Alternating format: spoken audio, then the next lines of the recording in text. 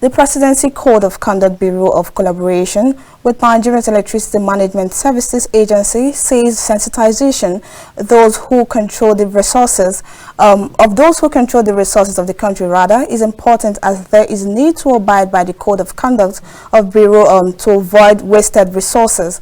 This was stated during a one-day workshop on strict compliance with asset declaration on a day workshop for sensitization of strict compliance with asset declaration and Code of Conduct for public officials. Our correspondent Mavis Akol has more details on this report.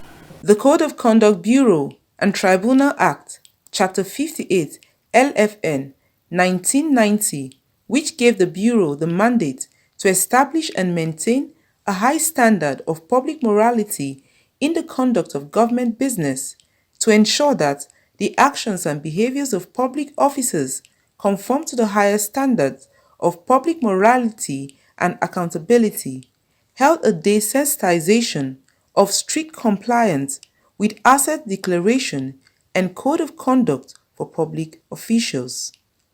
The chairman, Code of Conduct Bureau, Mohammed Isa, while listing its mandate, says, when top functionaries of government abide by the Code of Conduct, the need for application of punitive measures will be reduced or eliminated.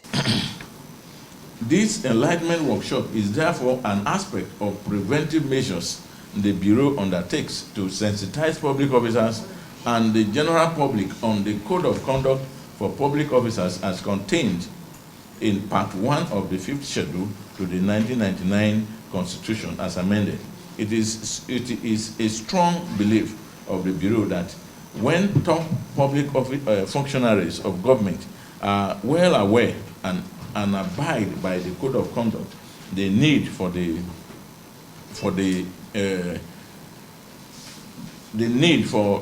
application of punitive measures will be eliminated or reduced, thereby reducing the resources to be expended on prosecution of cases.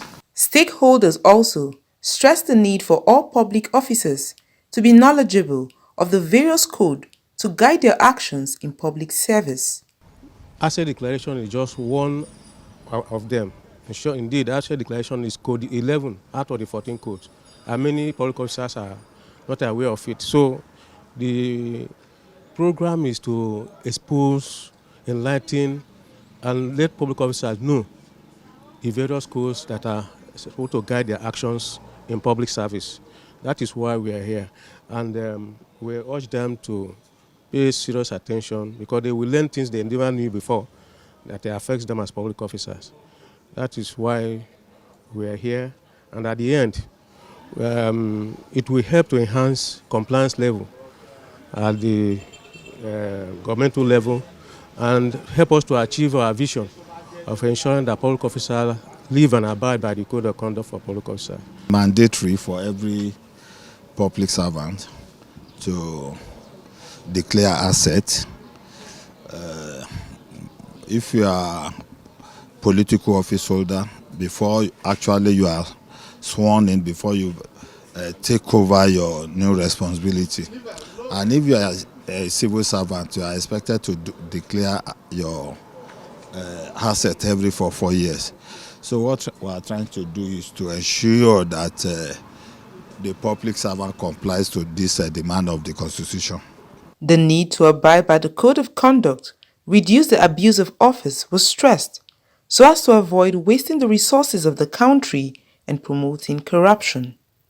From Abuja, Mavis Akol, KAFTAN TV News.